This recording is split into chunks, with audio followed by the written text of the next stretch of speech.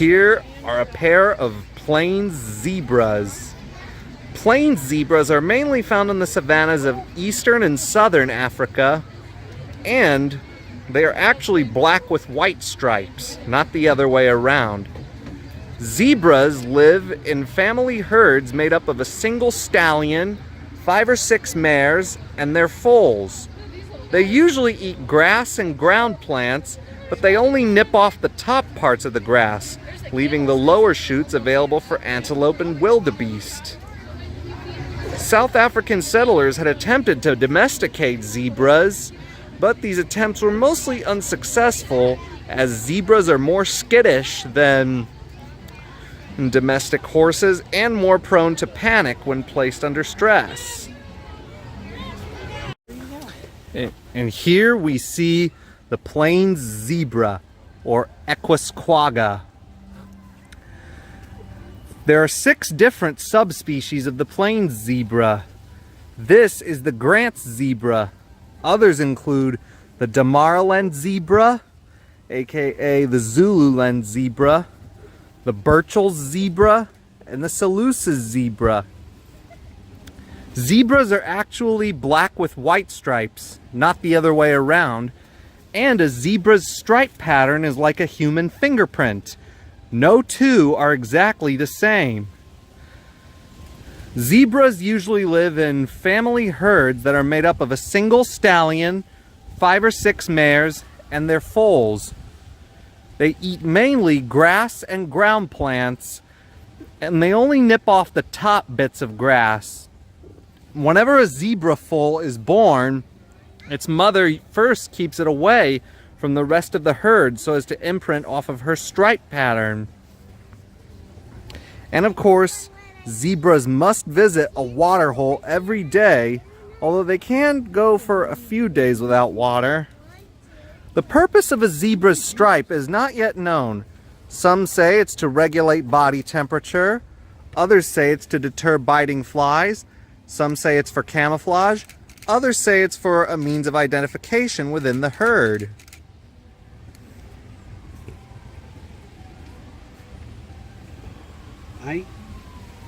I don't know about you guys, but that zebra that's closest to us looks like it has kind of a odd stripe pattern. Well, because if you look closely, it kind of has some spots at the top of it. I see. Well, some subspecies of the plains zebra, mostly those found in the southern parts of Africa, have something like shadow stripes in between their black and white stripes. Oh.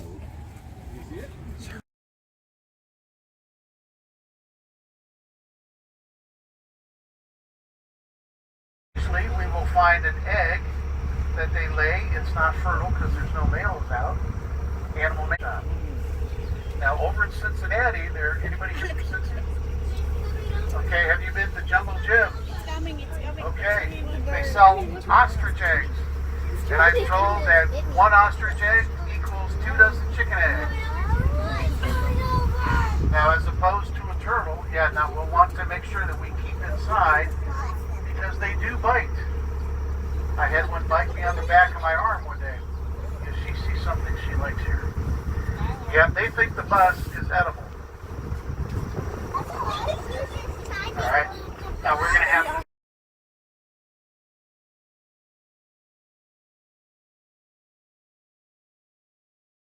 Whoops.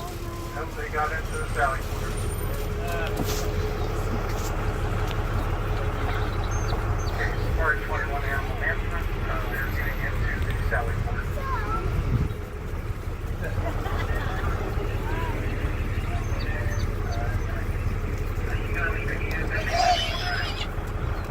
That's clear, thank you. Hopefully they'll come back. I'm going to pull up a little bit just in case they do, and if they come back out, I can go ahead and close the gate, but otherwise, we have to wait for animal management folks to come. But at least you'll get a good look at the P horses. Now, it's a Russian name. It starts with the letter P, but it's pronounced Shabalsky. I'm not sure if there's any vowels included. Is it like PW Thomas? It's Now, kind of a interesting story about these animals here. Some PRZELSKI. folks that live in the Russian part where these horses come from, the Russian steppes, of course, they like.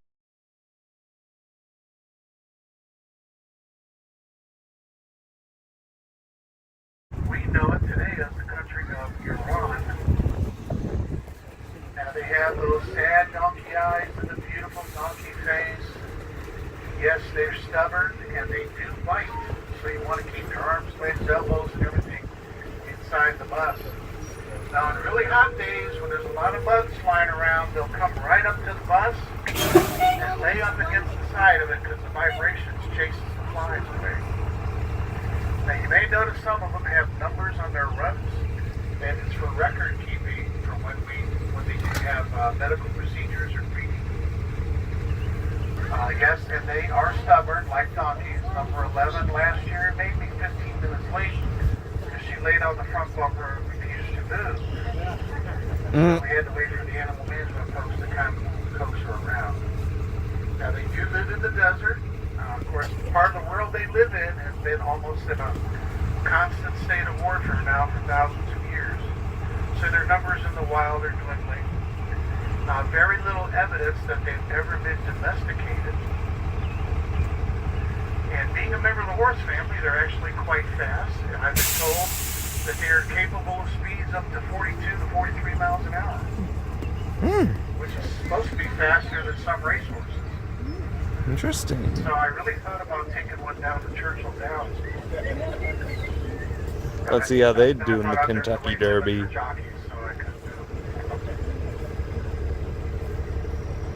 Now they're social animals, so they'll preen each other. We don't trim their manes or tails. But the only time we intervene is when we see some problems with their hooves. And there's a gentleman named Adam on the animal management staff who is a farrier, and he takes really good care of all of our hood animals. Now since today is a little on the cooler side, they really don't have much interest in our bus.